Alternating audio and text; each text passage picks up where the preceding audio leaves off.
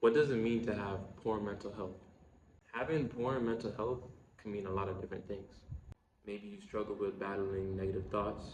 Maybe your attention span is a lot weaker than it used to be. Maybe you have a lot of ideas in terms of what you want to do with your life or even what you want to do day to day, but you always seem to struggle to take action consistently. All of these things combined, or even just one of them, could be classified as having poor mental health. I think there's a big misconception when it comes to what having poor mental health truly means. A lot of people will think unless you have something like clinical depression or something like that, that means that you're not struggling with mental health, or you could feel like your mental health is depleting in a type of way. A lot of the things I've mentioned, like having continuous negative thoughts and your attention span, being a lot worse than you remember it being, over time can really disrupt your mental state. Why do a lot of people refuse to acknowledge that their mental health is not on the level that it used to be?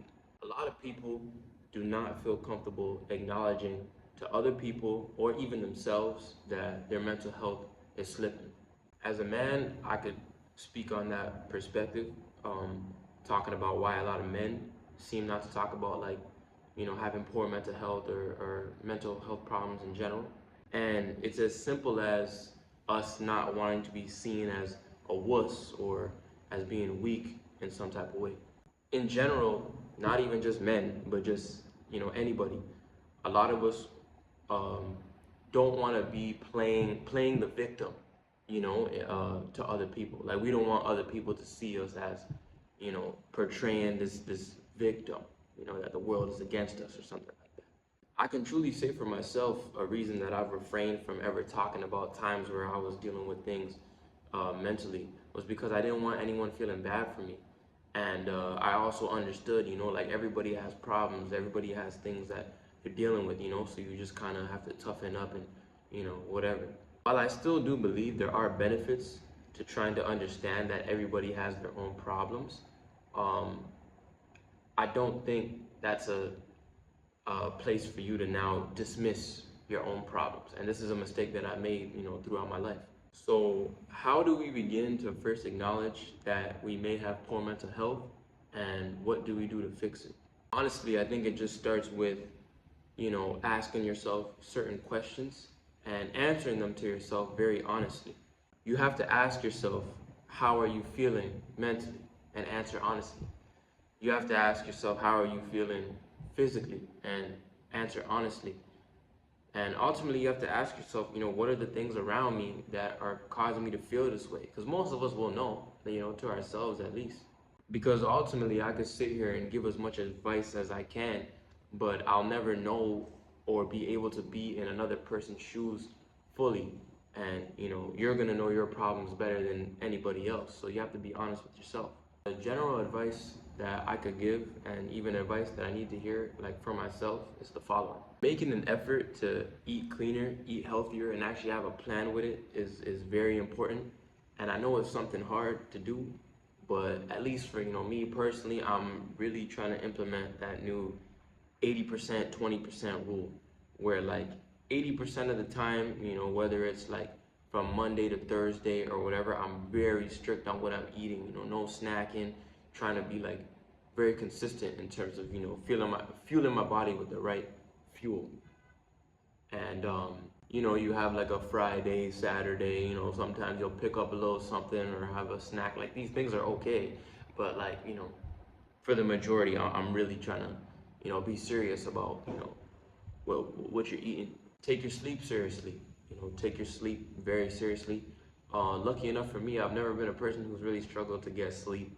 Um, my parents would tell you that I was the worst kid in terms of anything when it comes to, like, just listening and all this stuff, reading. I couldn't read till I was like 10. When it came to, like, sleeping and stuff, like, I was 4 or 5 years old. If it was 8, 9 o'clock, I was putting myself to bed, and I'm still the same way. Like, people who know me know, like, I'm gonna go to bed, and it's important though. Like, I feel rejuvenated when I'm sleeping. That's why I do it. But it's important. It's important. That's when, you know, um, bro. Let me not even try and sound like a doctor, bro. It's important, bro. Just do research. Like, sleep is very important, especially for you mentally. It's important to stay active.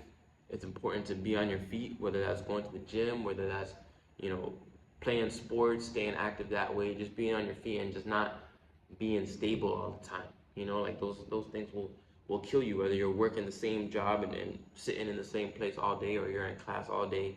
You may feel like you don't have time to work out and stuff. Like, it's important, you know.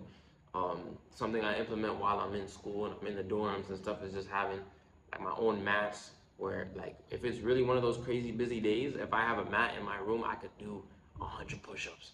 You know, I don't want to sound like a macho man or something right now, but like just anything, 10, 20 push-ups, something like before bed, just to stay active every day is important. And I'd say another thing that I'm really trying to take seriously is meditation, you know, and just finding time to slow down, you know, be off my phone. You know, reading before bed is something that I've been implementing that I feel like is peaceful, but even just being away from that, like just being away from everything, just having time where it's just you and your mind, and you're, you know, confronting yourself with certain thoughts, you know, and filling yourself with positivity. That's what, you know, meditation should be used for. And, you know, I don't want to talk too much about it because I'll be honest, I don't meditate like how I should when I know I should. So it's hard for me to come out here and promote it when I don't do it myself enough. It's something that I understand based on research that I've done. It's important for, you know, you mentally.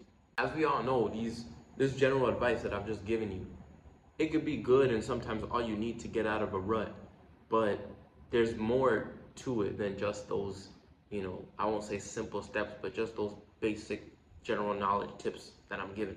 For all the guys out there, you're not a punk for feeling like your mental health is slipping in some type of way. Like, that doesn't make you less of a man in any type of way if you're acknowledging these things to yourself. And just for anybody, you know, whoever you are, you don't have to go around and say, you know, hey, like, I got poor mental health, like, I'm a mess. Like, you don't have to do these things. You don't have to go around and make people feel sorry for you, try and get people to feel bad for you, and receive this pity everywhere and play victim, you know, to have like poor mental health. That's not how it works. You know, you could acknowledge that your mental health is slipping, that you're not in the best place, but at the same time, you're not making an excuse. You know, you're not saying I like, especially for men, you know, you're not gonna be like, well, I can't fulfill my responsibilities today because I'm not feeling like that's inconsistent of you. You know, that's not right. I don't suggest that. But at the same time, you have to acknowledge these things and you have to address them and do your own research in terms of what's gonna help me get out of these mental ruts. You know, that's how it is. You shouldn't use your mental health struggles to try and get out of things, and, you know, it has to be very genuine, because there are people out there who, you know, have some serious trauma or serious things of that nature that don't allow them to work. You know, and I'm blessed and very lucky enough to say I've never been in that place. I've been in tough places mentally, but I've never been in a place where I felt like I couldn't work. And I'm not gonna use these, you know, whether it's a breakup or a bad game or like whatever it is, I'm not gonna use that to be like I can't, you know, come to class today or like do what I gotta do. You know, I'm gonna fulfill my responsibilities, but I'm also look at the breakup. I'm also look at how I had a bad game, how these things affected me mentally, and I'm gonna improve from that. I'm gonna acknowledge these things, but I'm not just gonna be like, nah, nothing can faze me. Like, it's not fair to yourself. Um, Quicker video today. Um, no excuse. I'm not gonna give no excuse on why I've been inconsistent with, you know, the uploading. It's just simply I gotta be better. I gotta make time for it. Um, but I enjoy the process. You know, I got a little tripod going on right now. You know, it's my first video with the tripod. Um, and yeah, um, that's all I really got for today. As always, I appreciate the watch, and I'll see you guys on the next one.